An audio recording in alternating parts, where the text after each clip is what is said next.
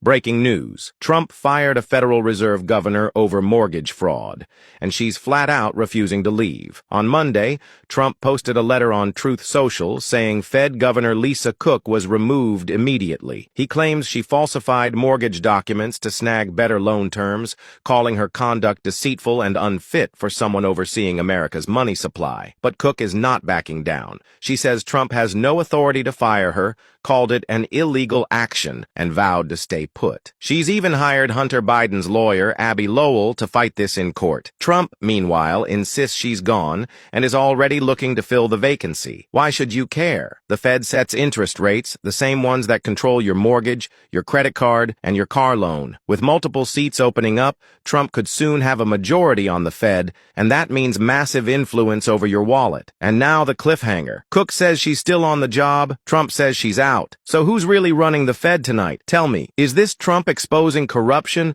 or just a raw political power grab? Drop your take. President Trump just made history. For the first time ever, a sitting Federal Reserve governor has been fired. And the reason? Mortgage fraud allegations. Yep, Lisa Cook, appointed by Joe Biden, shocker there, is accused of signing two different mortgage documents, both claiming to be her primary residence. Trump wrote in a letter, "It is inconceivable you were not aware of your first commitment when making the second." He called her conduct deceitful and potentially criminal. Democrats are panicking, calling this a political move, but Trump points to the DOJ referral coming from William Pulte, an ally and watchdog, who said Cook falsified bank documents. The Federal Reserve Act allows presidents to remove governors for misconduct, but this has never happened in history. Trump framed it as protecting Americans' trust in financial regulators. Cook was a Biden pick, confirmed on a narrow 51-47 vote, and now she's gone. Trump said Americans deserve honesty from those controlling interest rates. This is a first, and it shows Trump isn't afraid to take on corruption, no matter how high up it goes. Biden's Fed governor is out. Trump's message: no one is above accountability. Y'all like the video right here? Let me know what you think in the comments.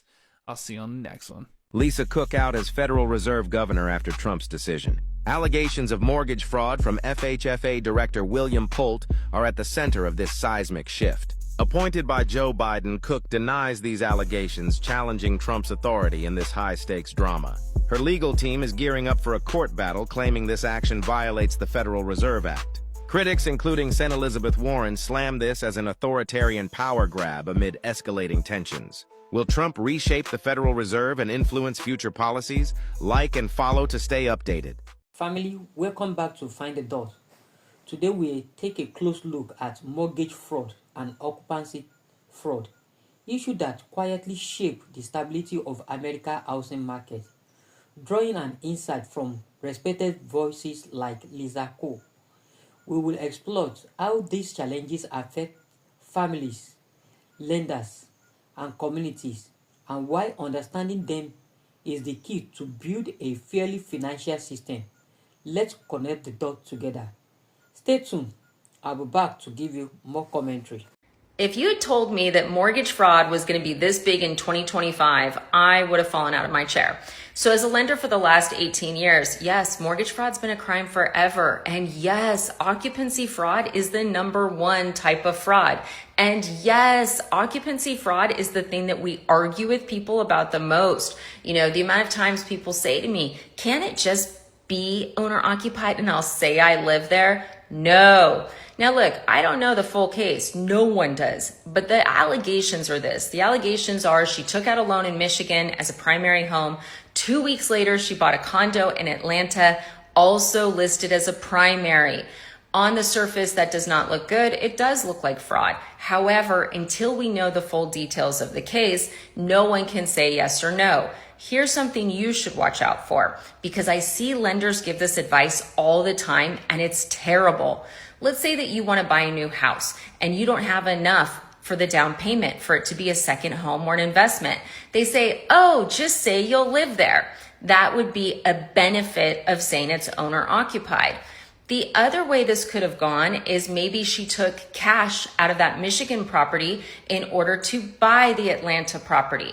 And the lender said, oh, well, it's your primary now, so it's okay. Or maybe she had two separate lenders and they didn't realize.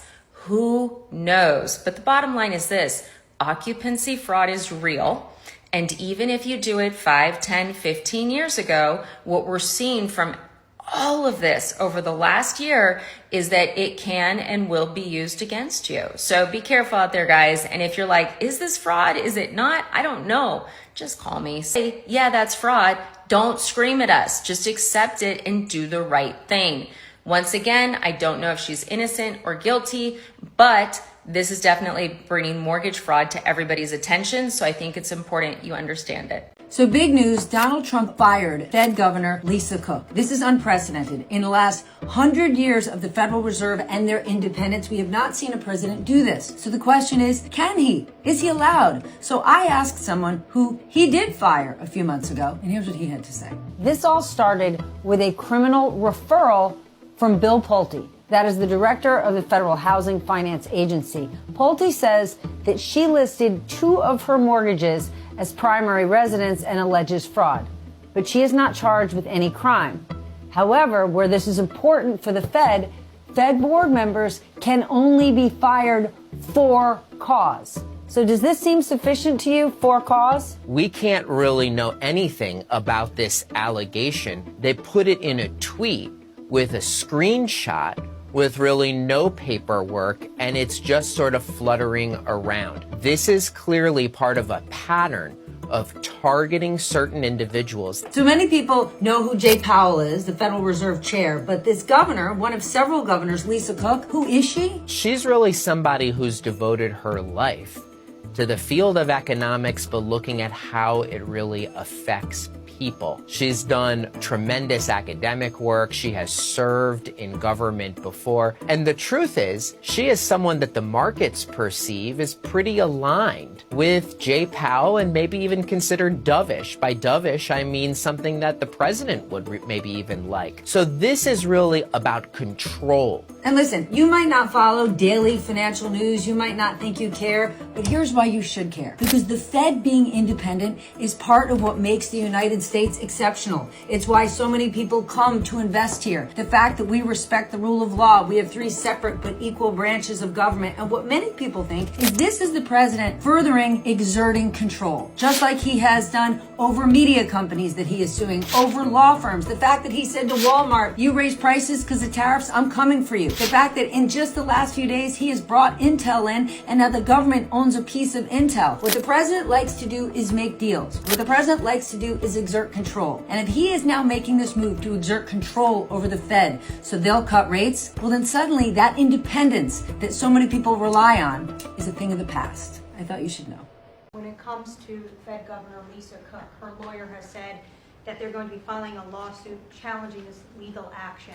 What is your response? Are you prepared for a legal fight? And then a little bit more. Oh, sure. Always. You always have legal fights. Look, I had a legal fight that went on for years with crooked people, with very horrible people, people that have been found out now between John Ratcliffe and Tulsi and Pam. And I mean, the things that we found out, of course, it's a very, very sad group of people. But no, she seems to have had an infraction, and she can't have an infraction, especially that infraction, because she's in charge of, if you think about it, mortgages, and we need people that are 100% above board, and it doesn't seem like she was. As we close today's conversation on mortgage fraud, I want to leave you with a few tips. These are not just financial terms you hear in passing. They represent real issues that touch families, neighborhood, even the broader economy. When fraud enters into housing system, it can create ripples that affect trust, affordability, and opportunity for everyone trying to secure a home. That's why awareness is so important.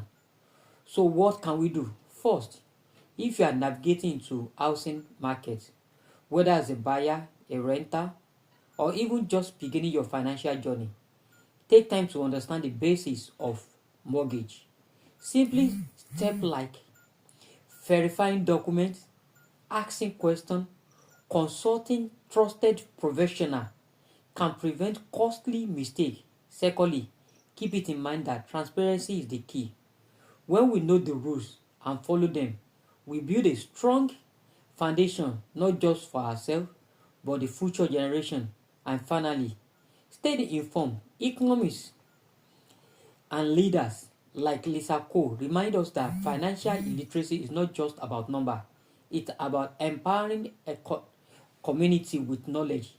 I also want to give credit where it's due to the originator and the stitches of this video that sparks today's discussion.